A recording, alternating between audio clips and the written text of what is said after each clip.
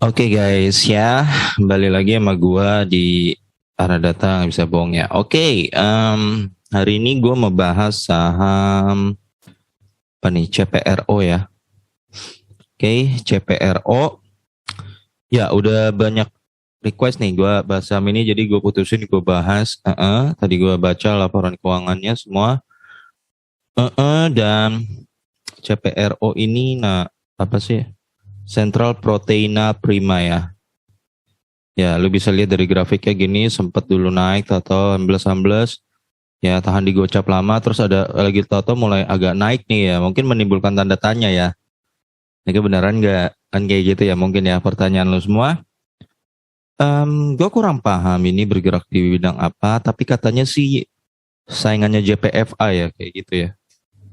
Ya, bergerak di bidang hmm,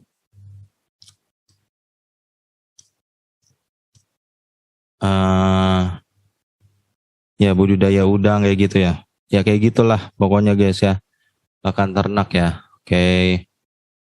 Jadi ini JPFA, sorry, CPRO ya. Oke, langsung to the point aja. Ya, gue harap sehat-sehat semua ya guys ya. ISG lagi melemah hari ini, nggak masalah. Kita fundamentalis, kalau saham kita merah no problem. Ya, kita tahu, kita udah baca laporan keuangannya, itu bakal ke arah berapa, jadi kita nggak care ya. Oke, ya maksudnya kita lebih tenang gitu loh, tidurnya lebih tenang. Ya, karena kita tahu arah saham kita ke arah mana. Oke, ekuitas 672 miliar ya 2018.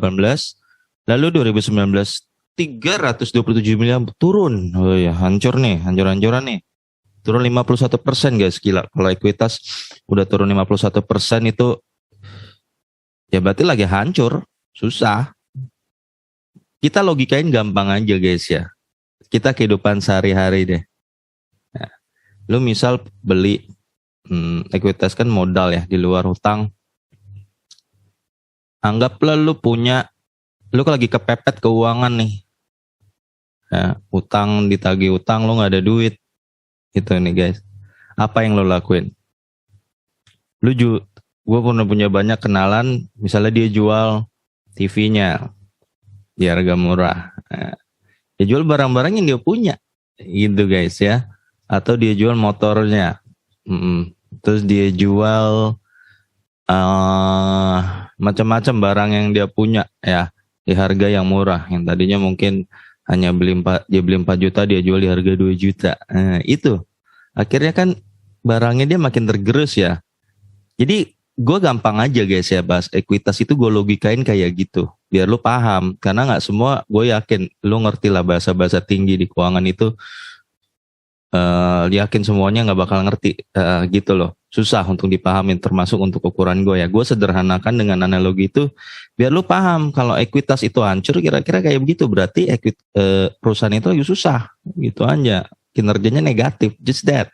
Kalau kinerja negatif kira-kira harga sahamnya bakal melambung nggak? Enggak guys, nggak bakalan.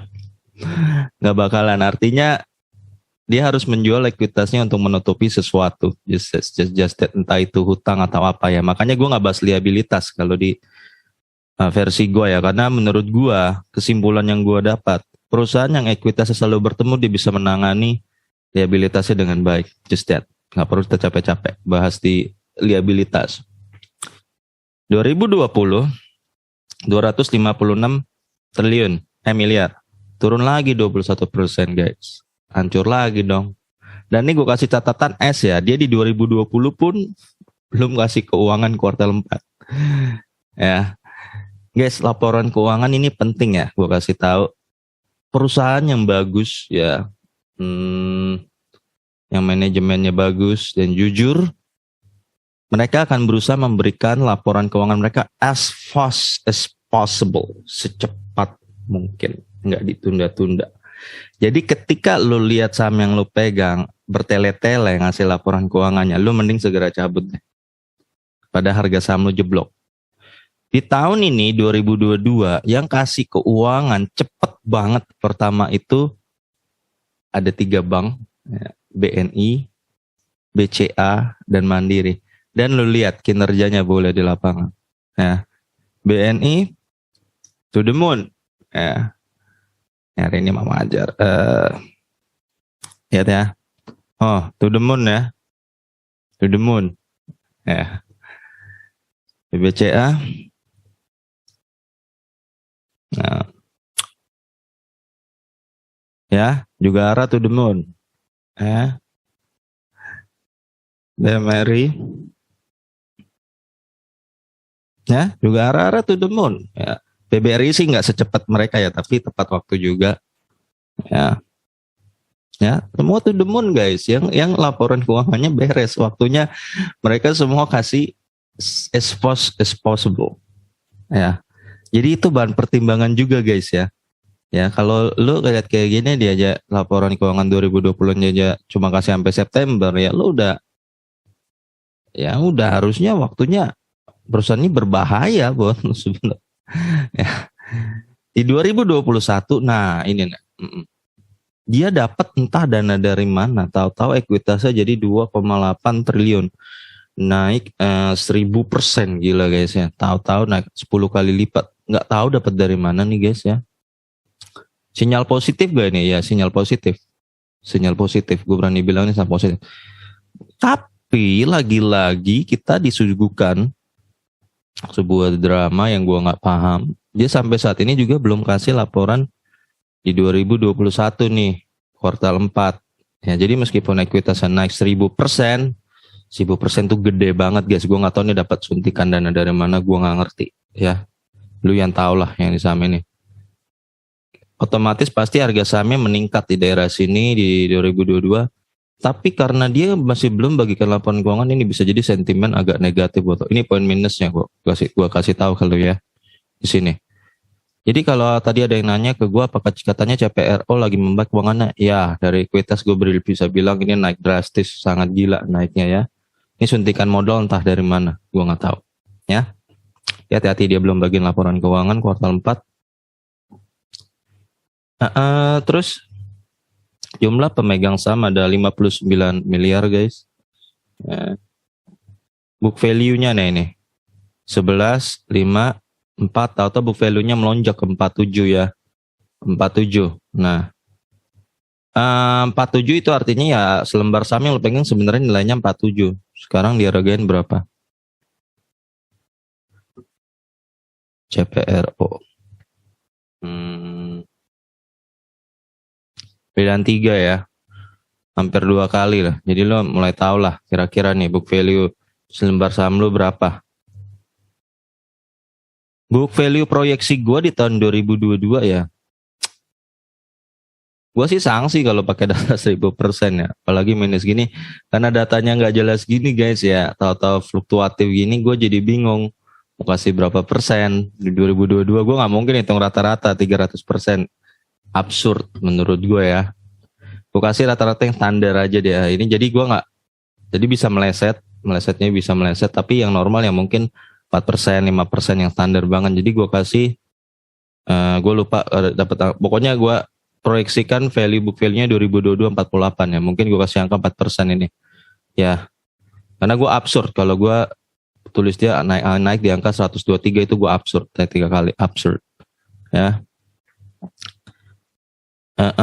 Rata-rata saham waktu itu gocap ya, ini saham gocapan ya, tau lah. Dan di 2021 ningkat nih 90 ya, ada kenaikan 80%. PBV nah dari yang waktu itu 4 kali, 5, 9 kali, 11 kali. Ini 11 kali memang karena waktu itu book value cuma 5 dan dia harganya gocap. Kalau nggak salah gue kurang paham ya waktu itu, peraturan nggak boleh dibawa gocap ya. Jadi PBV ini bukan karena dia populer ya. Ya. Ini saham gocapan ya. Jadi antepin angka ini. Yang sekarang real ini ya. 1,9 ya guys. Jadi dia dihargai 1,9 ya. Maka harga wajar proyeksi gue pakai angka 1,9, maka di 2022 sekitar 91 lah. Kayak gitu guys, 91. Ya. Sekarang dihargain ya 93, ya kayak gitu, dihargain lebih dari 1. Ya berarti ada sentimen, kalau PBV udah di atas 1 berarti ada sentimen sesuatu faktor eksternal ya, yang membuat orang berani menghargai saham ini di angka 91, hampir dua kali dari book value-nya. Apa itu? Ya gue nggak paham ya. Ya teman-teman lah yang tahu ya. Oke.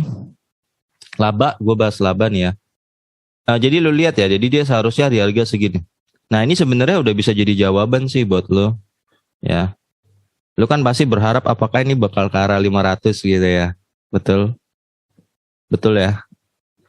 Sejauh ini gue lihat di equity, karena laporan keuangannya nggak keluar Desember, kita bingung ya. Apakah dia akan arah 200, 500 atau bahkan 300, 400? Gue pribadi sih sanksi guys ya. Katanya cuma begini, gue pribadi sanksi gitu ya. Tapi lihat dulu ya. Nanti makanya harus dilihat ekuitasnya naik nggak gitu loh. Laba waktu itu 1,7 T, terus 2019 minus 345 miliar. Ini minus loh guys ya. 2020 minus 68 miliar. Nah di sini tahu labanya dadakan gede. Oh iya 2,1 T ya. Tahu naik 3000% gitulah gua kok ya. Nah ini kali guys ya. Ya. Yang bikin tahu hype dan orang bilang keuangannya membaik ya. Nah ini kan laba gede banget dia ningkatnya guys ya. Dari minus gini tahu ke 2,1. Ini balik ke ya pokoknya naiknya gede. Lo pantau aja guys di laporan keuangannya. Harusnya kalau dia kan dia nggak bagi dividen nih perusahaannya. Jadi nanti terlihat nggak di keuangan terbarunya triwulan 1 ekuitasnya naik nggak? Ini laba kalau nggak naik di kemana ini laba yang gede ini? Nah di situ lo udah mulai logis tanda tanya kayak gitu loh. Ya, kok lu bisa laba gede udah nggak bagi dividen, ekuitas lu nggak naik kayak gitu. Nanti lu lihat aja di laporan keuangan terbaru, ya. Itu nanti yang faktor penentu kalau lu mau bertanya-tanya apakah saham perusahaan ini bakal ke arah gope, ya. Lihat ekuitasnya naik gak, gitu aja. Kalau saya pertama lihat dulu ekuitasnya naik gak, itu aja penentu sih. Penentu pertama udah, poin yang vital. ROE-nya ya, ini kan karena minus-minus sih kita bilang 0 aja. 2020 total naik 75% loh. Woi, ROE 75%. ROE 75% ya. Itu wow banget ya. Gua hampir nggak percaya. Ya, 120% yang kayak Unilever aja gua nggak percaya apa itu asal jual aset atau gimana. Ini 75% pun besar ya. Jadi lu aja bertanya-tanya nih ya. 75% kalau memang benar harus seimbang dong dengan nanti peningkatan ekuitas di laporan terbarunya. Nanti lihat guys ya triwulan 1. Ketika keluar, betul nggak? Ekuitasnya naik. Harusnya naiknya wow kalau dia nggak bagi dividen. Harusnya. Kalau nggak ada kenaikan ekuitas yang berarti, ya lo udah harus tanda tanya. Gue tadi baca memang corporate governance, good corporate governance itu penting ya. Jadi penting yang manajemennya siapa? Manajemennya orang-orang jujur nggak? Gitu, hati-hati. Kalau perusahaan itu manajemennya orang-orang culas, yang lu lihat bengkok-bengkok deh, lu jangan deh taruh duit lu di sana. Ya, harus dilihat manajemennya. Ya salah satu faktornya ya mungkin ya, udah bisa dilihat dari laporan keuangannya, dia niat nggak ngasihnya lebih as fast as possible nggak, macam-macam gue lihat deh pokoknya. Nah jadi hati-hati juga, ya. EPS sekitar segini 35 lah. Ini karena lagi ningkat ya. Gue bahas terutama 2021 yang lagi ningkat ekuitasnya. Ini dia berpengaruh 2022. 2021